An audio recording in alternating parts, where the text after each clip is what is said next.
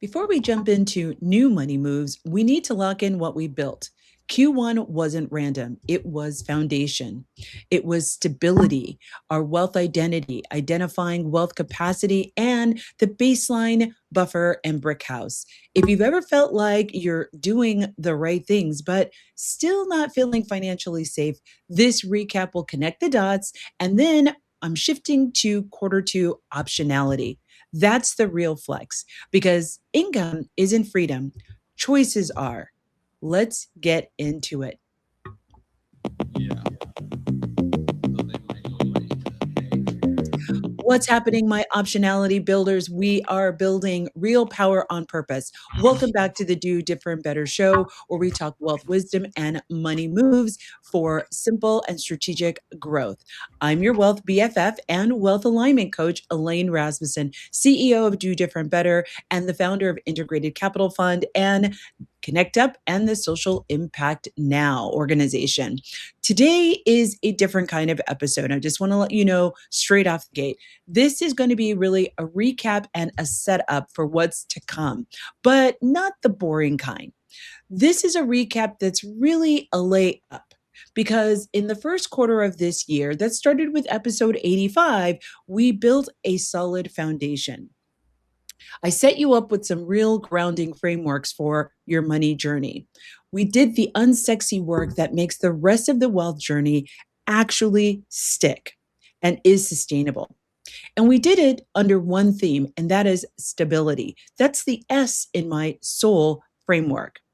If you've been listening all quarter, I want you to hear this clearly. You didn't just learn content, you built an unshakable but sustainable money system. And systems are what separates people who talk about money from people who actually transform and grow their money, like for real, for real. So today, I'm going to do three things across the three different segments.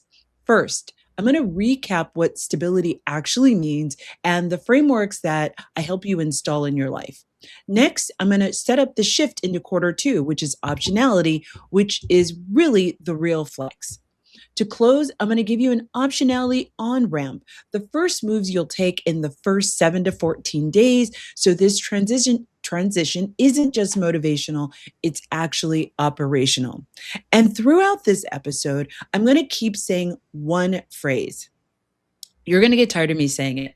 No shame, just strategy. This is not about feeling bad and relitigating any of your past decisions. This is really about, okay, we're going to name it, we're going to own it, and now that we know what's going on, we're going to move forward and put the things in place so we don't make the same mistakes that we did before. Because stability is not about being perfect, it's about being steady and being predictable. So let's anchor this in my soul framework, soul spelled SOLE, because this is the arc we're going to be building on all year. All of my guests that are going to be coming on, we're all going to be talking about this, okay? Soul stands for, the S stands for stability, which is your predictability, your buffers, and your reduced volatility. The O is optionality, which really speaks to your money liquidity, your flexibility, and your availability to actually make different choices or any choices. The L stands for leverage. This is around the assets that we're creating, the ownership that we have, and the influence that we have with or for our money. And then E is for embodiment. This is where we get to make alignment and having decisions that align with living out our values, where we're looking to be, and where we actually are going with our wealth journey from a declarative standpoint, not a reactive standpoint. In quarter one, we stayed in the S. S being for stability, not because stability is the end goal, but because stability is actually the floor. Without the floor, everything else collapses. And a lot of people try to skip stability, often without even knowing it. They go straight to the TikTok investing hack or the Instagram side hustle or some kind of passive income stream. But if your bills are unpredictable and your buffers are thin, leverage becomes risk, and having optionality becomes really an unrealistic fantasy that you'll never be able to achieve. So, what did we actually build in quarter one? If you were listening, you built four foundational frameworks that I will reference repeatedly going forward. The first one is the soul framework. Two is your wealth identity. Three is your wealth capacity. And four is the notion of building a baseline, a buffer, and a brick house sequentially, right? Not all at the same time. So that's okay. Don't worry if you miss them. I'm going to do you a quick recap. We're going to walk through them quickly with the why it matters attached, because this is where people forget the value. So stick with me. Wealth identity, that is your money pattern.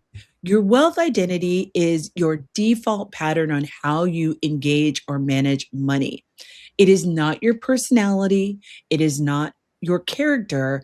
It is what is your innate default, which does not mean that it can't change, but it's how it shows up and how it exists today in this moment. Again, no judgment. I named four core identities. Number one, builder.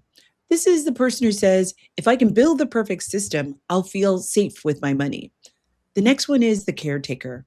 They might say, I can't be okay unless everyone else is okay. Then there's the maximizer.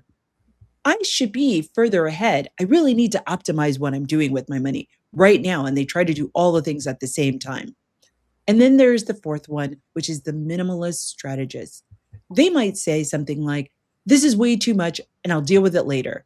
And oftentimes they never come back to it. Here is why all of this matters. Your identity determines your financial behavior under stress.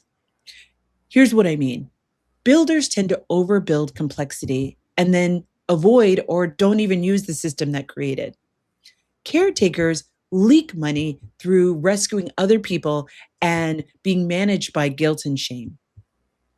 Maximizers chase optimization and hop from one strategy to another strategy, never really giving the previous strategy any time to actually see if it works or align with where they are. My minimalist strategists, they often just avoid the admin that's required until it becomes super expensive. And then they've wasted a lot of money or wasted a lot of time now trying to fix something because they were avoiding. Wealth identity isn't a label for fun or even for punishment. It's a diagnostic tool. Just like when you go into the doctor and they do a diagnosis, that or they do a diagnostic to be like, what is going on? They're not making a judgment, but they need to know all the information in order to make a prognosis to tell you what's going to happen and what's going to be the treatment plan. This is no different than that. And it really helps if you stop acting like your money issues are random. They're not random.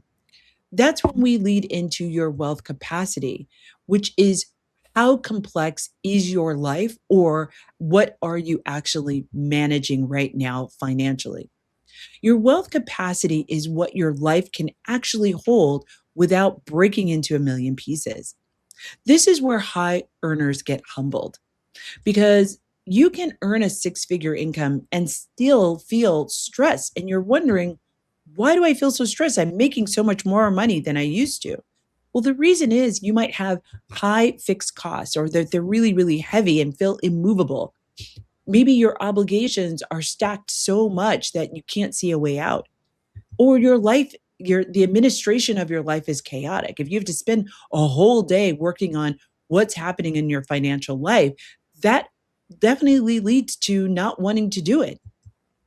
Or your family pulls on you constantly. Maybe it's your cousin, your brother, your siblings, your parents. Or your business income is variable. Maybe you're a consultant and you never know what your income is from month to month. Or just your nervous system is living constantly in alert zone. And that it might be a combination of more of these things or all of these things. Your wealth capacity says even if the numbers work, your money system might not. And if your system requires constant attention to survive, then that's all the more signal that it might be very fragile. So Q1 was about reducing your fragility. Next, we are going to cover your stability stack. That is your baseline, your buffer, and your brick house. This is what I call your stability stack. So, first is your baseline. That is your minimal viable month of expenses, what it costs to keep life running without any major hiccups. Next level, and these are levels, the second level is your buffer. That is your shock absorber, the cash cushion that keeps normal life from becoming new debt. And then finally, your brick house. This is your resilient fund, the thing that turns disasters into disruptions.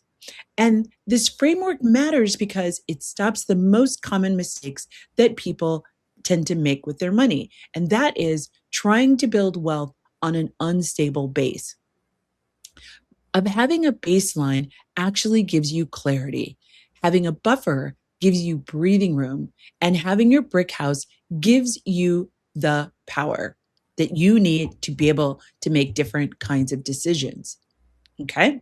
Now, again, you don't try to do these all at the same time. You are starting with wherever you are and you're building one towards the other. You're going to start with your baseline, then move to your buffer, then move to your brick house. The next one is really talking about the soul framework. And in the quarter one, again, we lived in the S, which is stability. Stability is not, I'm never stressed about money. That's not what we're talking about. Stability is, my system is predictable enough that stress doesn't run the show. That's what we're talking about.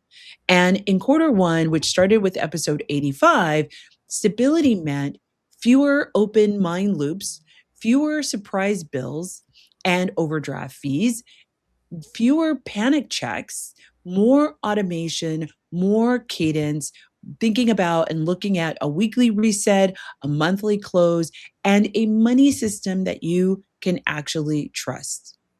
Now, that last piece is huge. A lot of money stress is not actually about money. It's about your brain not trusting the system or lack thereof. It recognizes that there isn't a system that's guiding what has to happen and what is actually needed to build the security that you're looking for emotionally, financially, etc. So, here are the stability receipts. Ways that you know that what you did in quarter one actually is working. One, you know what your baseline number is. What is those minimal amount to make your life go from month to month? You can also name your buffer target. What is the goal that you're trying to set up for to move out of baseline and into your buffer zone? You can explain what brick house means as an actual plan. Where are you going? You also should have fewer recurring charges that you can't explain on your credit card or debit card statements. Also, you are not constantly renegotiating your money decisions or regretting or resenting your money decisions. And finally, you can handle money on a schedule and not on panic. Now, I'm going to pause to speak to the listeners who feel like, oh no, oh my gosh, I'm behind. And they're comparing themselves to other folks who maybe started listening to episode 85 on New Year's Day. That's okay. Take a deep breath. You're going to be fine. If you are still stabilizing, you are not behind. You are exactly where you're supposed to be. You are doing the most important part, right? One, you're listening to the show and you're getting things together. You're recognizing where you're at and you're recognizing where you might want to move, right? Because if stability is missing, everything else becomes expensive and you lose and can't make traction in your money journey. So, Q1 was the foundation. And now we're going to make a shift. And this is the transition into quarter two, which starts with episode 99. Stability keeps you from falling apart. Optionality lets you actually move and breathe. So, coming up, I'm going to define for you what optionality actually looks like, feels like, and why it's actually the real flex, especially for my high earners. You're listening to the Do Different Better show. I can't wait to see you in the next segment. I will catch you after the break.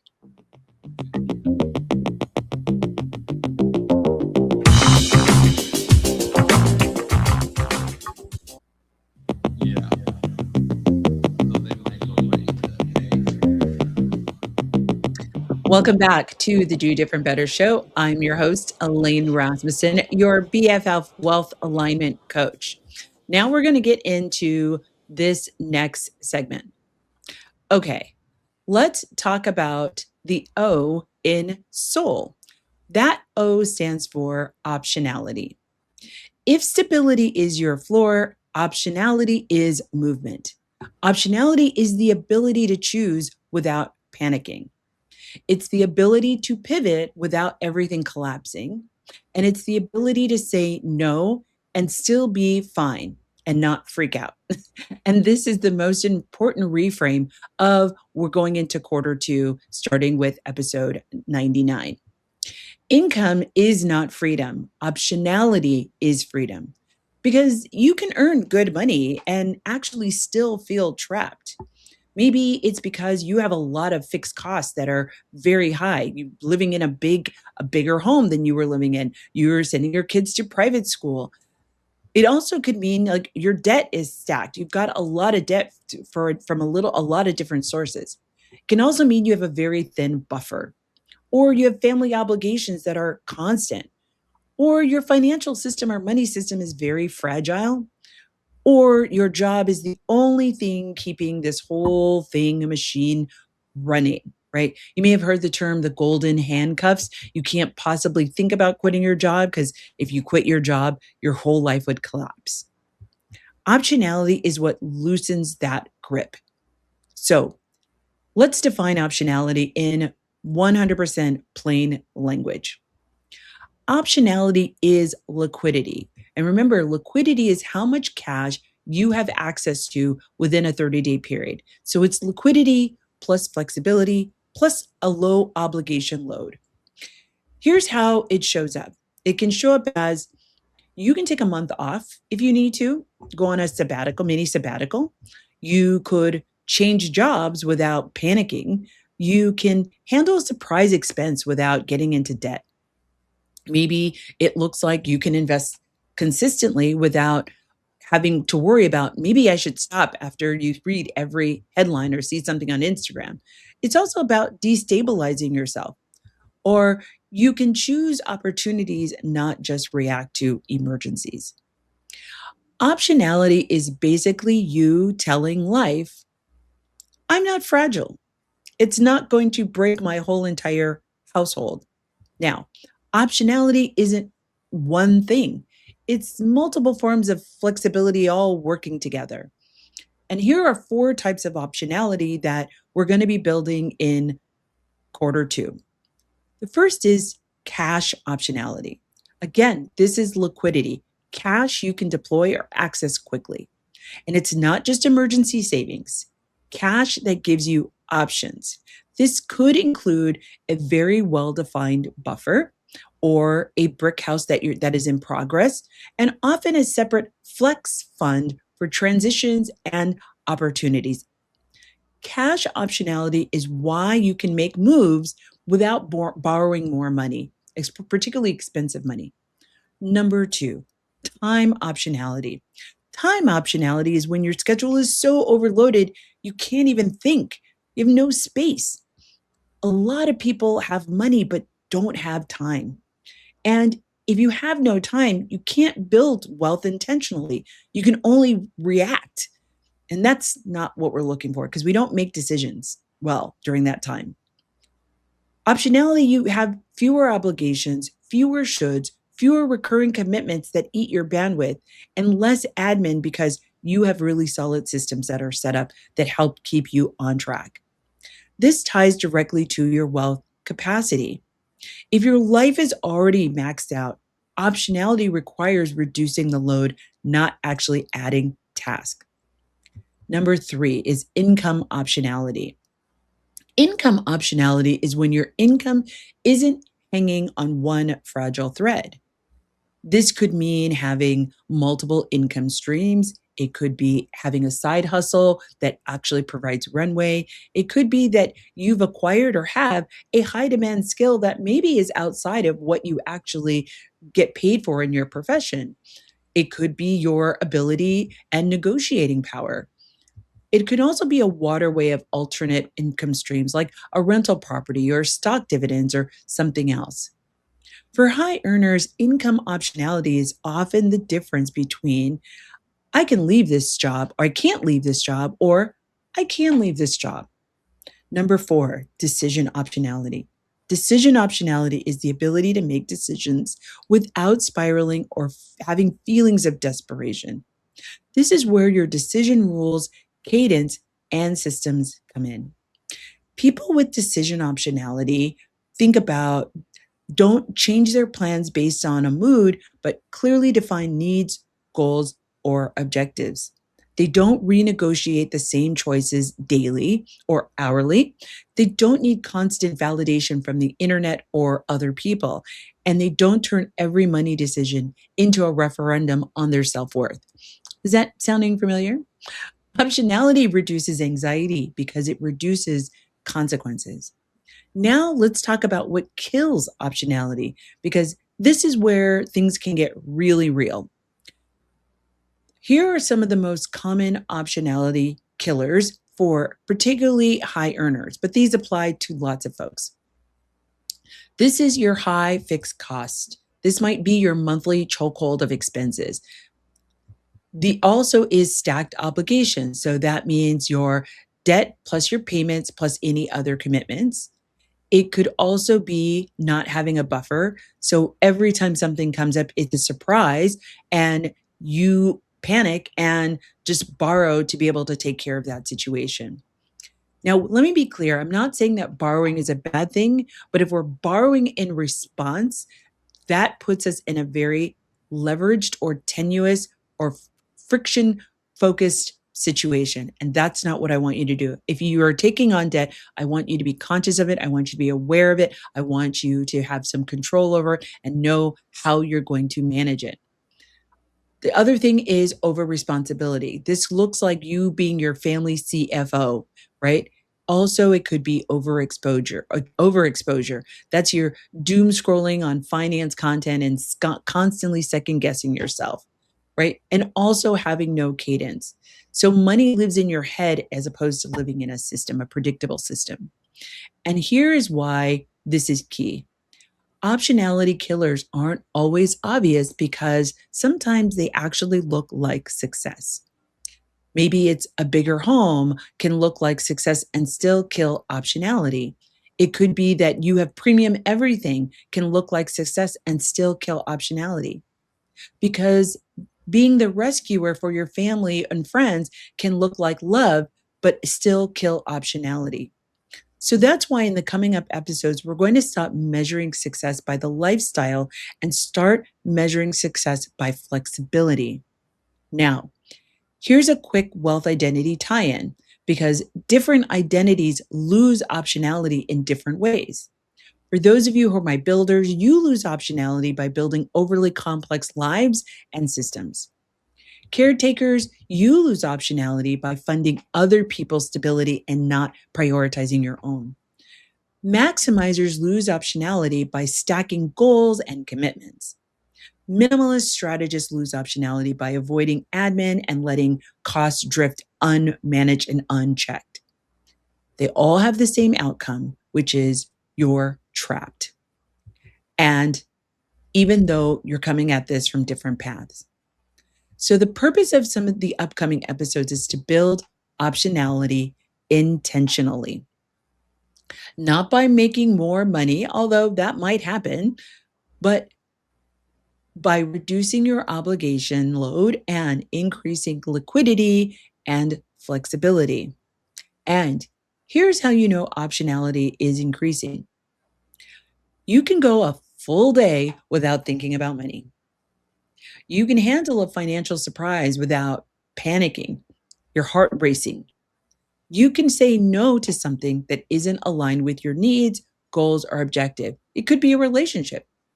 You can invest consistently. You can make that move to a job, a business, or a partner without thinking that they're going to be cascading consequences, financial consequences. That is the goal. So I hope you're starting to feel like, oh, some of the things that we talked about in earlier episodes is starting to click in place, and that this is a step ladder for this entire year. So we've built the stability that we needed, and some of the main concepts like your wealth identity, like your wealth capacity, and understanding the notion of building a baseline, a buffer, and a brick house. And all of those things, those concepts, and those systems that you created as a result of those episodes are now going to be your foundation to moving into what we're going to be talking about in the upcoming episodes for throughout not only this next couple of months, but also for the rest of the year. Now, next up, I'm going to give you the optionality on-ramp. These are going to be 3 moves you can take in the next 7 to 14 days to kick off quarter 2. Especially, you probably already filed your tax return, so I hope you filed your tax return. Now, you can actually leverage your tax return, or even if you had a tax bill, this is good information for you to be motivated to do things differently now, okay? Now, I'm also going to tell you exactly where to go to get the companion resources because I'm not going to just leave you in theory. I hope you have learned at this point. I am going to be providing you with tactical and practical things that you can do. And if you're listening to this episode in the car and you're like, oh my gosh, I don't want to miss a word, just bookmark this. You can come back to it. Put time on your schedule. Maybe it's Friday evening. Maybe it's Sunday afternoon. Maybe it's Saturday morning after you've gone to work out, and just dedicate 30 minutes to sit down and actually put into motion what we're talking about on the show. Okay? So, you've been listening to the Do Different Better show. I'm your host, Elaine Rasmussen, and we're going to be wrapping up with a solid practical and tactical plan coming up in segment 3. I'll see you after the break.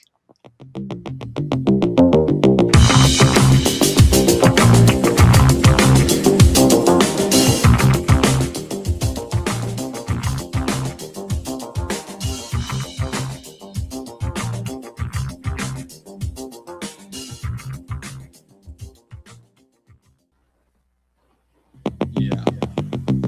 So they might go away to, Welcome back to the Do Different Better show. This is your wealth alignment BFF, Elaine Rasmussen. So glad you're here. And thank you so much for taking the time to listen. We have been talking about the quarter 1 recap from this year that started with episode 85 and went to episode about 96, 97. And so if you really want to catch up, in the first couple of segments, I've done a recap of all of those episodes. So hopefully they're a little, oral tickler for you to be able to go back into the other episodes and listen to them more intently so that you can be set up for everything that I'm going to be talking about, not only for the rest of this episode, but going into the upcoming episodes for the next 3 months. All right, enough talking. You know me. I want to get into some action. I'm not going to let you leave here without actually putting pen to paper or fingers to note your notes app, okay? Because optionality doesn't happen from just understanding and listening to this content. It actually happens from making moves.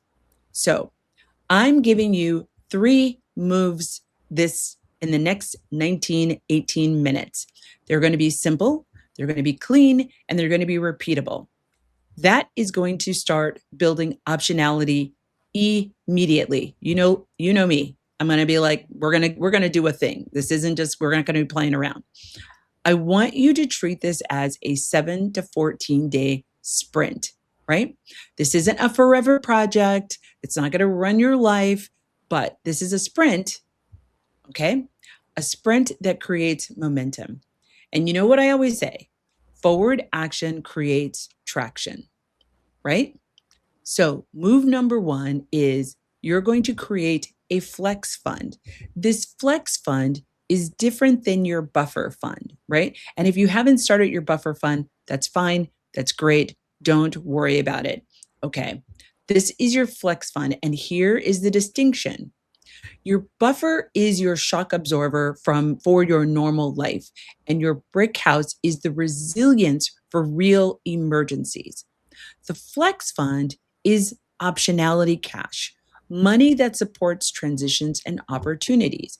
And when I say money, that could be a lot of things, right? But the flex fund is what lets you say yes to making a career pivot, making a business investment, making a big move, getting a certification. Maybe it's managing a temporary income dip or a strategic risk that isn't reckless. And it also lets you say no. No is a whole sentence, right? It lets you say no. It puts you in the position to feel confident to say no to addressing or letting something burn you out, saying no to a toxic work environment, saying no to being rushed to make decisions, or saying no to desperation. And here's how we can start. Your flex fund, I want you to think about starting small, right? And you may have this right now where you can make this move, or it might be something you need to build to. But you can start small with thinking about just $500 and then moving it to $1,000 and then building to 1 month of baseline. So if you haven't established a baseline yet, that is okay. This flex fund can be the precursor to building a baseline, or it can be a ride along if you already have a baseline and you're working your way towards your buffer. So there's two different ways to think about this. They are not mutually exclusive. You don't have to only pick one. You can do both, but only if you have the wealth capacity to do so. Okay? Here's the easy part. Automate it. Even if it's $25 a week, I started with $10 a week and then moved to $25 a week. I talk about this in episode 1 when I first started my money journey over 30 years ago. The amount matters less than the actual habit that you're building and the separation and recognizing that this money is different than you're living your daily life money. Okay.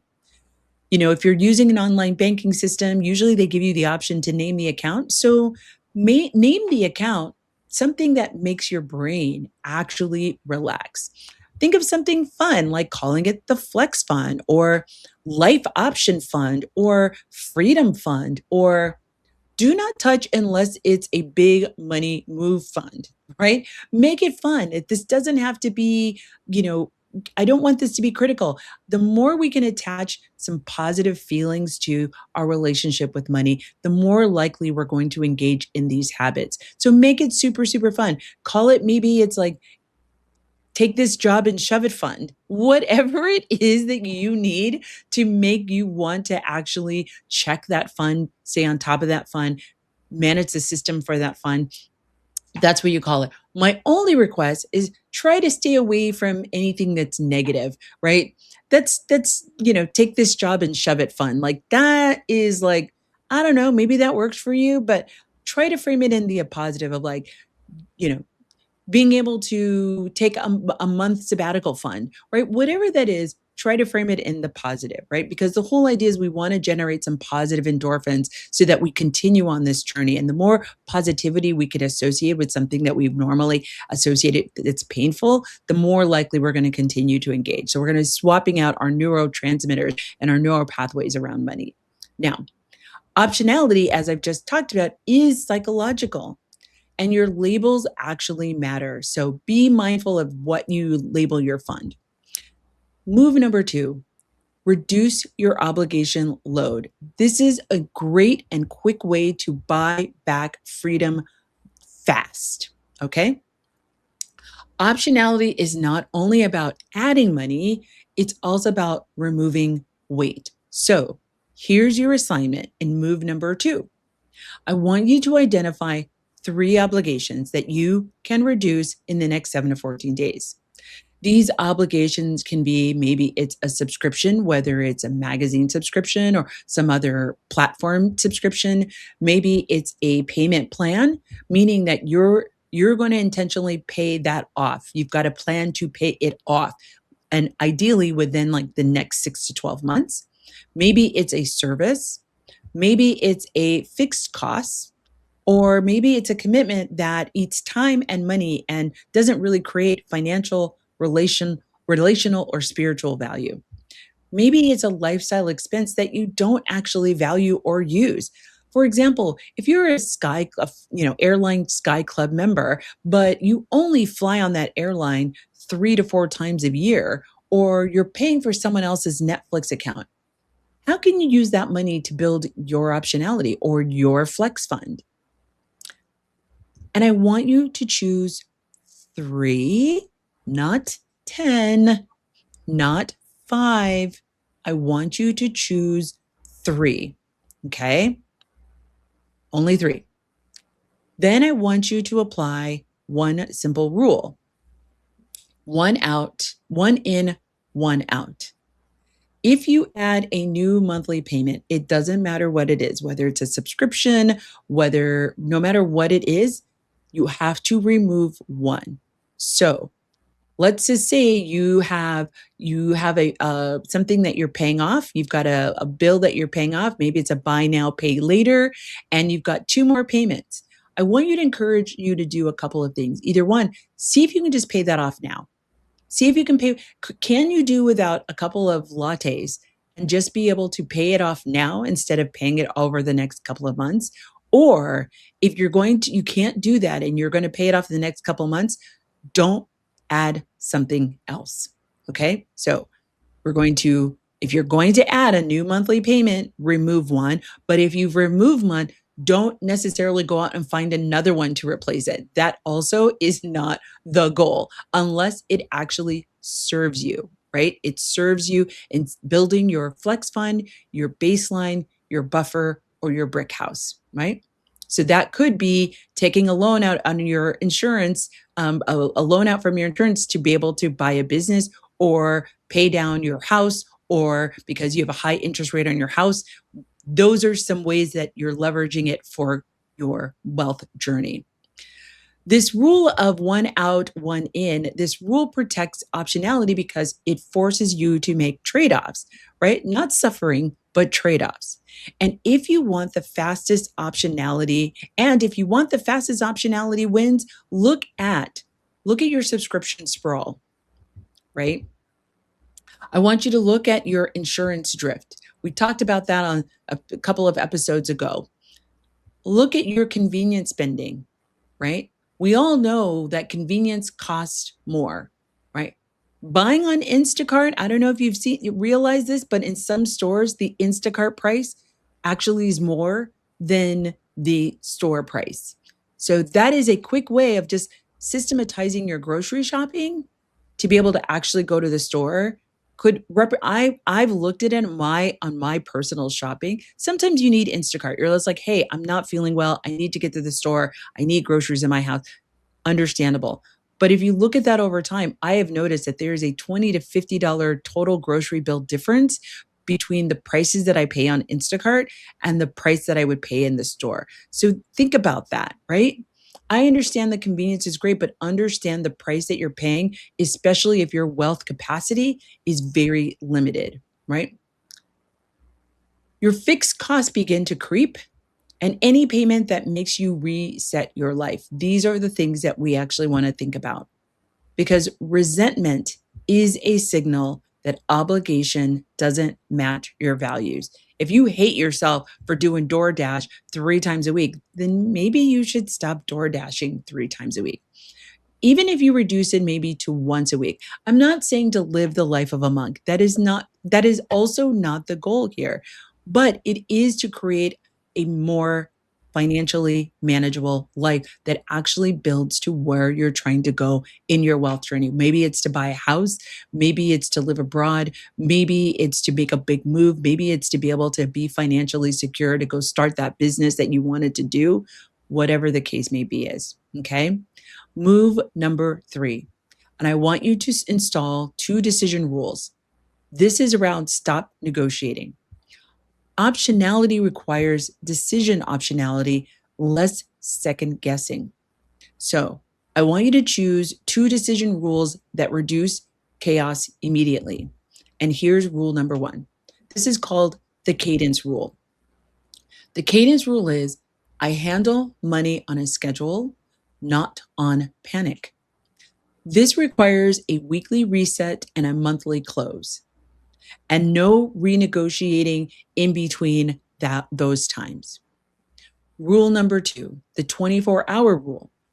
For any non-essential purchase over a threshold, you wait 24 hours. Maybe that's $50, maybe that's $75, maybe it's $1,000. It's all going to depend on where you are financially. I know for me, when I was a single mom, mine was $50. I could not purchase something. I had to wait 24 hours if I wanted to purchase something over $50. And what I realized consequently, or now putting it in the cart, I'm not going to press the purchase button. I can make it put it in the cart and not make the purchase for 24 hours. What I found is that actually just putting in the cart creates a satisfaction for me. And I find that the next day, the endorphins aren't running and I really don't want it as bad as I thought that I wanted it. Now, sometimes I do, but I find that more often than not, I don't. For any investment move driven by urgency, you will wait 24 hours. Urgency is usually anxiety wearing a very dirty trench coat. If you're a caretaker or a family CFO, you might choose a different rule. Maybe it's the support budget rule. That says, I don't give outside my planned support budget. Operating rule, plan. That's the operating word, because random giving kills optionality fast. Now, if you do these 3 moves, a flex fund, reduce obligations, and decision rules, you will feel optionality increasing within 2 weeks. You will feel it in your body. You will not be as tense anytime the conversation of money comes up, anytime you look at your banking app, anytime you get your 401k statement from your job in the mail. Because optionality isn't just money, it's nervous system safety. Now, let me set you up for expectations for the upcoming episodes, because you know me, and for all my recovering type A's, I want to let you know where you're going. Okay. So that nothing will be surprising. You can start to let it start to sink in and start to just marinate with you about, okay, where are we going? So coming up, I'm going to be covering how to calculate your optionality score. I'm going to be talking about fixed cost restructuring. I'm also going to be talking about the liquidity ladder. This is where your money should be living. And I'm going to be writing you with decision rules for investing and spending and how to build flex funds and runway. We're going to talk about boundaries that protect your optionality and how optionality becomes the bridge into L, which is in my soul framework, which is leverage. Okay. Because once you have optionality, leverage becomes strategic instead of desperate. And that's where we're trying to go, right? Now, I'm going to give you the content call to action because, again, I want this to be actionable, right? We are not here to play any games, okay? If you want any of the companion tools that I've talked about today or in previous episodes, you can go to my website, which is www.dodifferentbetter.com. Some of these tools will be in the descriptions of some of the YouTube at Do Different Better. You can catch some of those tools there, but if there's any tool that's missing from the description in the YouTube channel, you can go to www.dodifferentbetter.com and definitely make sure you take the wealth capacity or the wealth identity assessment. We're going to be putting the wealth capacity assessment on there coming up really, really soon. But when you start off with your wealth identity, that's the most important thing to understand how to listen to the episodes coming up and where you might be fitting, because I'm going to give you solutions that are very specific to your particular wealth identity as well as your wealth capacity. So again, if you want some of these companion tools and resources, you can make sure you go to www.dodifferentbetter.com. So there you can take the wealth identity quiz and access the Soul Quick Start plus Stability to Optionality checklist. It's going to be living there for you. And if you want the deeper walkthrough where I'll show you how to calculate your optionality score and set up your flex fund and rules, you can go to my YouTube channel and watch the recap deep dive plus the optionality kickoff. So, because the difference between learning and transformation is repetition and consistency. And that's what we're here to do. And YouTube is where you can replay or you can listen to these episodes on your favorite channel, whether that's AM 950, or you can listen to it on your favorite place where you find podcasts and listen to previous episodes. Now, I'm going to bring us home and I'm going to close with this. Quarter one, which started with episode 85, was about stability and building your floor, your foundation. Coming up next in the next 3 months, that's going to be about optionality and building freedom. If you want power, you don't just build income. You need to build choices. Turn income into optionality so that you can do different better. Don't forget to follow, like, and subscribe on all the socials. Instagram, you can find me on LinkedIn. My Instagram is Do Better with Elaine. I can't wait to see you next week. And leave me a comment. Tell me how things are working out for you. Let me know what I can talk more about. Tell me more of what you'd like to see less of. I really want to hear from you. So don't forget to catch me on the comments. I can't wait to see you next week.